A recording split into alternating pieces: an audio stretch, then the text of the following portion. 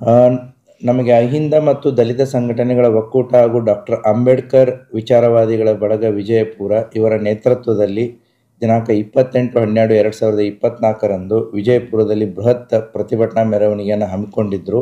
ಆದರೆ ಭಾರತದ ದೇಶದ ಮಾಜಿ ಪ್ರಧಾನಿಗಳಾದಂತಹ ಡಾಕ್ಟರ್ ಮನಮೋಹನ್ ಸಿಂಗ್ ಅವರ ನಿಧನದಿಂದಾಗಿ ಈ ನಾಳೆ ನಡೀತಂತಹ ಪ್ರತಿಭಟನೆಯನ್ನು ಅವರು ದಿನಾಂಕ 30/12/2024ರಂದು ಹಮ್ಮಿಕೋತೀವಿ ಅಂತಂಥೇಳಿ ಜಿಲ್ಲಾಧಿಕಾರಿಗಳಿಗೆ, ಜಿಲ್ಲಾಡಳಿತಕ್ಕೆ ಮತ್ತು ಪೊಲೀಸ್ ಅಧಿಕಾರಿಗಳಿಗೆ ಇವತ್ತು ಮಾಹಿತಿಯನ್ನು ಕೊಟ್ಟಿದ್ದಾರೆ.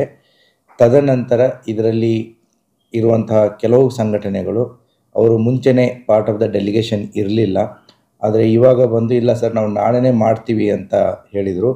ಆ ಹಿನ್ನೆಲೆಯಲ್ಲಿ ನೀವು ಕೊನೆಯ ಕ್ಷಣದಲ್ಲಿ ನಾಳೆನೇ ನೀವು ಮಾಡ್ತೀನಿ ಅಂತಂತಂದರೆ ಇದು ಸರಿಯಾಗಲ್ಲ. ಅದಕ್ಕೆ ಅವರು ನಾಳೆ ನಾವು ಮೆಮೊರಂಡಮ್ ಕೊಡ್ತೀವಿ ಅಂತಂತ ಹೇಳಿದ್ದಾರೆ. ಸೊ ಆದ್ದರಿಂದ ಸಿದ್ದೇಶ್ವರ ದೇವಸ್ಥಾನದಿಂದ ಮತ್ತು ಅಂಬೇಡ್ಕರ್ ಸರ್ಕಲ್ವರೆಗೂ ಬಂದು ಮೆಮೊರಂಡಮ್ ಕೊಡೋದಕ್ಕೆ ಒಪ್ಕೊಂಡಿದ್ದಾರೆ. ಆ ಹಿನ್ನೆಲೆಯಲ್ಲಿ ಪೊಲೀಸ್ ಇಲಾಖೆ ಎಲ್ಲ ರೀತಿಯಾದಂಥ ಬಂದೋಬಸ್ತನ್ನು ಮಾಡಿಕೊಂಡಿದೆ.